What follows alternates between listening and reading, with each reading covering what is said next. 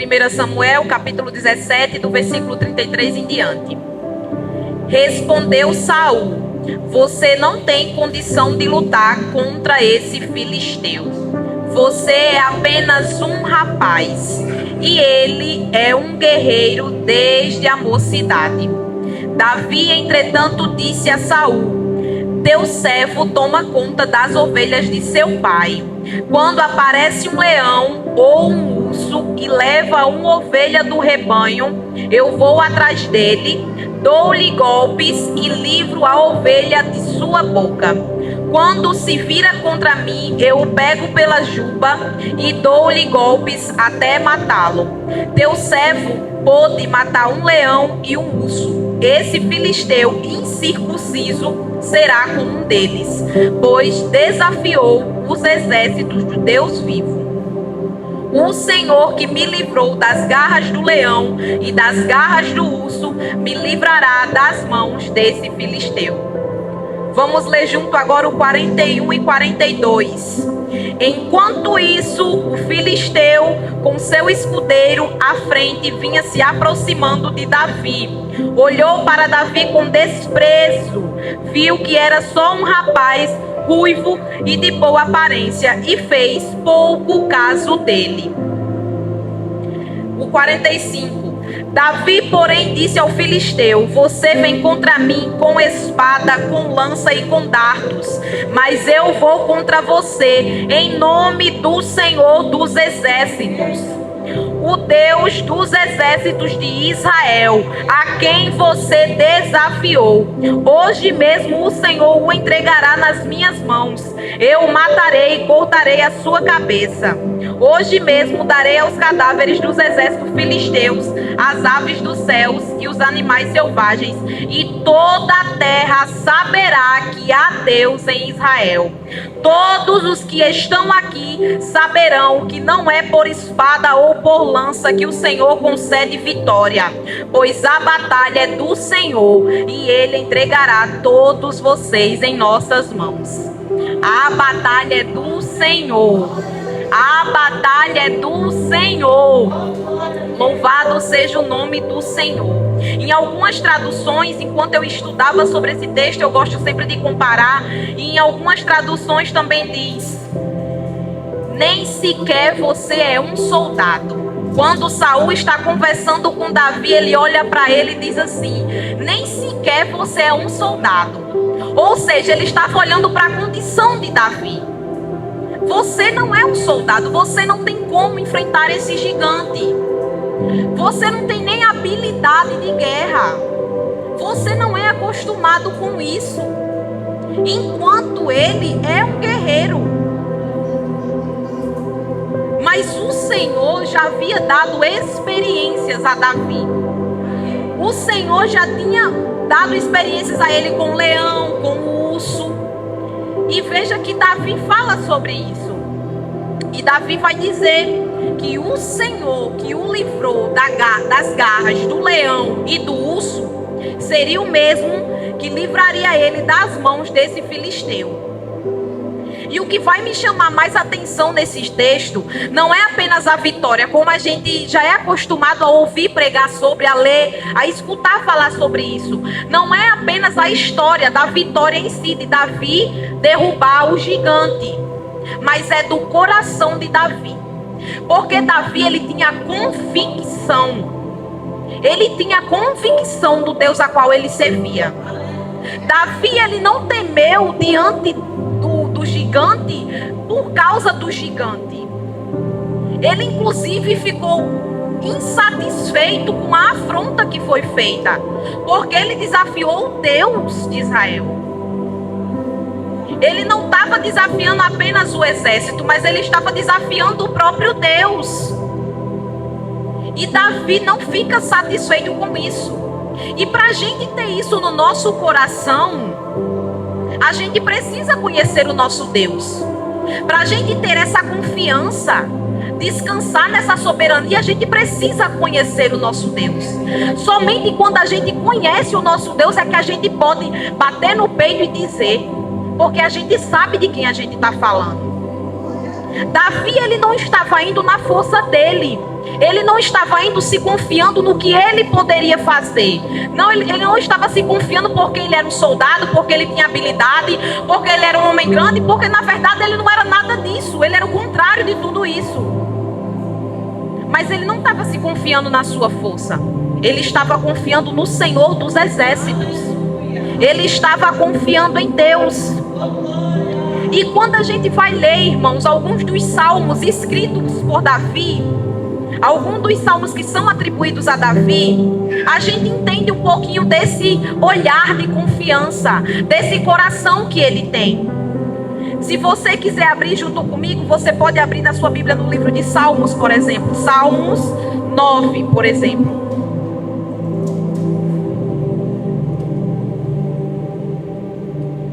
Salmo de número 9 é um salmo atribuído a Davi. E não tem algum registro que diga que tenha sido escrito antes ou depois dele se tornar rei. Mas, ainda assim, o que revela aqui é o olhar, é o coração de Davi. Salmo 9 vai dizer: Senhor, quero dar-te graça de todo o coração e falar de todas as tuas maravilhas. Em ti quero alegrar-me e exultar, cantar louvores ao teu nome, ó Altíssimo. Quando os inimigos contigo se defrontam, tropeçam e são destruídos. Pois defendestes o meu direito e a minha causa. Em teu trono te assentastes, julgando com justiça. O versículo 7, por exemplo, vai dizer: o Senhor reina para sempre. Estabeleceu o seu trono para julgar. Ele mesmo julga o mundo com justiça. Governa os povos com retidão. O Senhor é refúgio para os oprimidos, uma torre segura na hora da adversidade. Davi, ele confiava no Senhor porque ele entendia quem era o Senhor. Quando a gente entende quem é Deus, como Ele age, que Ele é o Criador de tudo, tudo está sujeito a Ele, a gente descansa no poder dEle. A gente consegue descansar na soberania dEle. Não é sobre nós, não é sobre a nossa força, mas é sobre Ele. O Salmo 19, por exemplo: os céus declaram a glória de Deus, o firmamento proclama a obra das suas mãos. Um dia fala disso ao outro dia, uma noite revela outra noite. Sem discurso nem palavras, não se ouve a sua voz, mas a sua voz ressoa por toda a terra. Como um pastor de ovelhas, como alguém que estava sempre no campo, olhando os céus, olhando as estrelas, olhando a natureza, e ali ele pode contemplar o Senhor, contemplar a grandeza do Deus que criou tudo isso.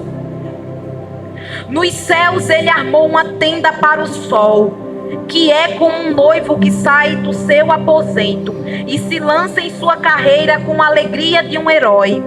Sai de uma extremidade dos céus e faz o seu trajeto até outra. Nada escapa do seu calor. A lei do Senhor é perfeita e revigora a alma. Os testemunhos do Senhor são dignos de confiança e tornam sábios experientes. O salmo muito conhecido, 23, também é um salmo atribuído a Davi. E ele vai dizer: o Senhor é o meu pastor, de nada terei falta. Enquanto Davi também era pastor, pastor de ovelhas, sabia que aquelas ovelhas estavam ao cuidado dele, naquilo ele também aprendia que ele estava no cuidado do Senhor, que o Senhor é o seu pastor. Enquanto ele estava ali, talvez excluído dos seus irmãos, da sua família, talvez sendo zombado, escanteado por conta da sua aparência, porque quando a gente vai ler todos os capítulos, a gente vai entendendo sobre isso, como Davi era, o que acontecia com ele, o que ele sofria com os seus irmãos, por conta do que eles falam, de como eles se comportam. Isso mostra o coração deles. Mas enquanto Davi está passando por isso, ele também está conhecendo mais do Senhor. Enquanto ele está ali no campo, ele está ali tendo intimidade com o Senhor. Ele vai dizer: em verde pastos me faz repousar e me conduz a águas tranquilas. Restaura o meu vigor, guia-me pelas veredas da justiça. Mesmo quando eu andar por um vale de trevas e morte, não temerei perigo algum, pois tu estás comigo. A tua vara e o teu cajado me protegem. Aqui revela experiências, revelam o olhar, revelam aprendizados de Davi. Aprendizados que não se deram somente aquele momento, o momento em que ele estava ali frente a frente com o gigante. O vale foi onde Golias foi derrotado, mas não foi no vale que Davi foi formado. Não foi ali naquela situação que ele foi formado. O que ele estava vivendo ali era fruto do seu secreto. Porque ele mesmo aponta para isso quando ele fala do leão, do urso. Ele aponta para o que ele viveu ali no secreto. Davi possivelmente passou noites contemplando o Senhor, contemplando as estrelas, a sua criação, e ficando assim impressionado. Porque quando a gente olha para tudo que o Senhor criou, a gente fica impressionado. Eu, como alguém que estudo parte dessa área da saúde, quando a gente vai olhar para o nosso corpo, irmão, como ele funciona por dentro, cada órgão, como cada coisa está ligada, como funciona a cada movimento, a cada coisa que a gente faz. É incrível. É incrível como algo funciona tão bem assim. E como dizer que isso surgiu do nada? Como dizer que isso foi evolução? É o próprio Senhor. A gente vê o dedo de Deus quando a gente olha para a sua criação. E Golias foi vencido aqui. Mas o que foi gerado em Davi não surgiu daqui. E a gente vê que, na realidade, quem deveria enfrentar Golias era Saul. Porque Saul que era o rei. Saul que era um guerreiro. Saul tinha sua armadura. Tanto é que vai ter um momento que Davi vai tentar vestir, não cabe. Não dá certo para ele. Saul tinha a posição, tinha a estatura. Porque quando a gente vai ler que Saul, ele era um homem alto. Quando Samuel chega para ungir ele, que vai chamando ele dentre as tribos, vai chamando ele, quando se acha ele, e ele está ali perto dos outros homens, não chegam ao seu ombro. Então vai dizer, a Bíblia está nos relatando que ele é alto. Ele é um homem alto.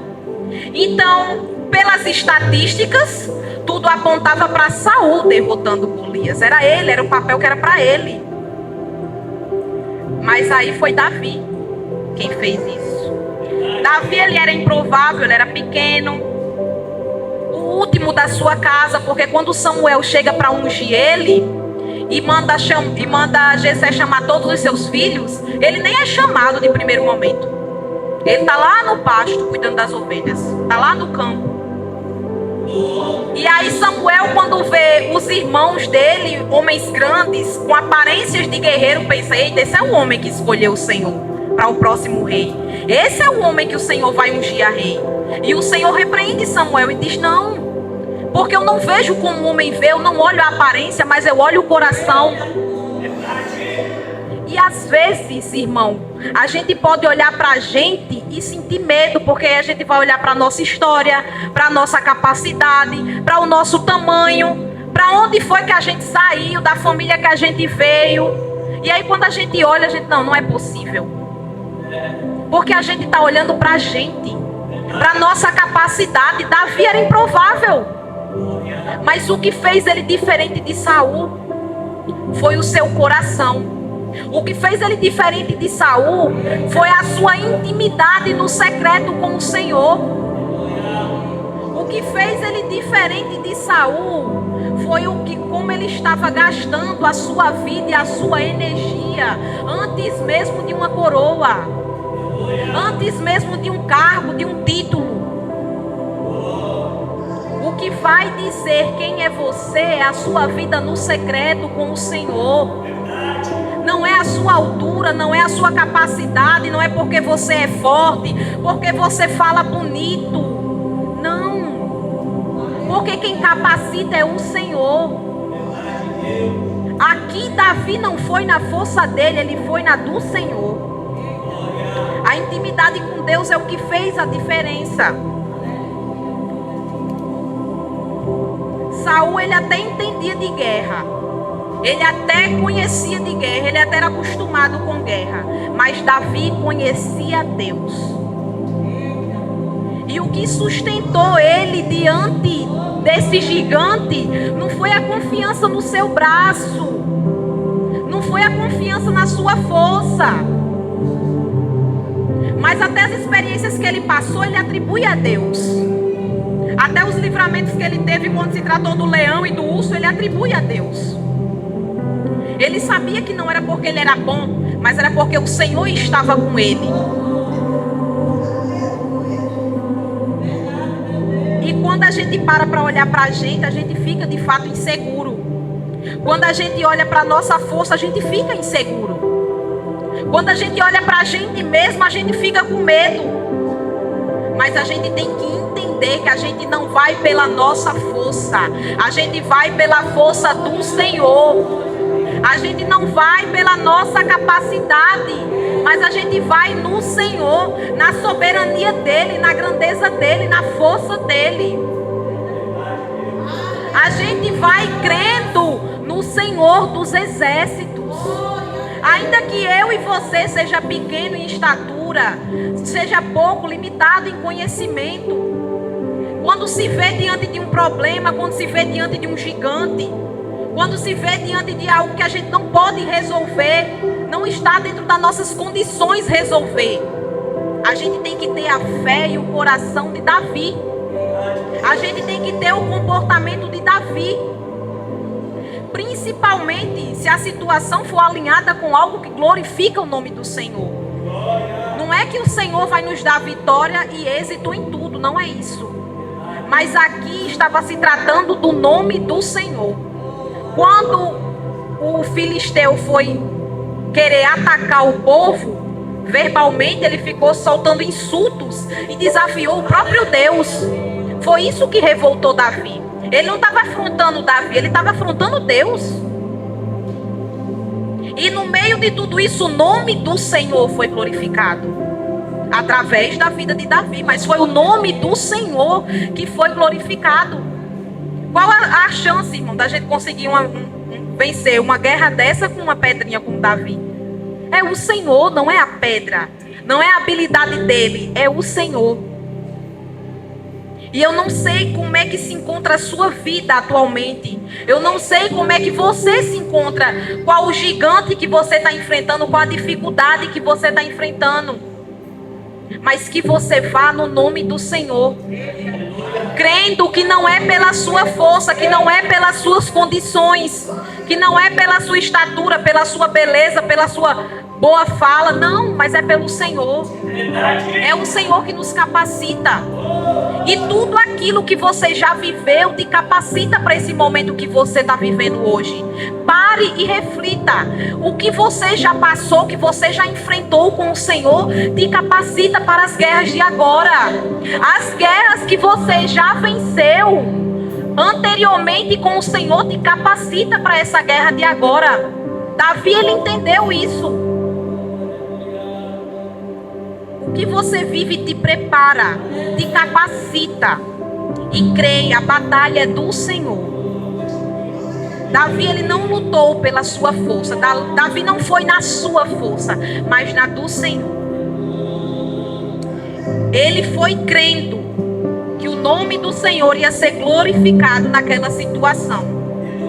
Porque ele diz com convicção: todos que estão aqui saberão que não é por espada ou por lança que o Senhor concede vitória. Porque a batalha é do Senhor Ele entregará todos vocês em nossas mãos. Davi estava ciente, ei, não é por conta de tudo que você tem, do armamento que você tem ali, que a vitória está ganha. Às vezes você tem tudo para ganhar, mas se o Senhor não tiver naquilo ali, você não ganha. E às vezes tudo aponta para o contrário. Você olha para a situação e não vê jeito. Mas estando com o Senhor, crendo no Senhor, colocando o Senhor à frente, indo na força do Senhor, o nome dele é glorificado no meio disso. Creia que o nome do Senhor vai ser glorificado em sua vida. Creia que tudo aquilo que você vive no secreto irá dar resultado diante dessa guerra que você está enfrentando. Que as guerras que você já enfrentou antes te capacita para isso agora. O Senhor, ele não desperdiça uma dor. O Senhor, ele não desperdiça aquilo que a gente passa. Aquilo ali vai ter um resultado lá na frente. Vai ser útil lá na frente, para a glória e louvor do nome do Senhor. E eu já agradeço a minha rica oportunidade, em nome de Jesus.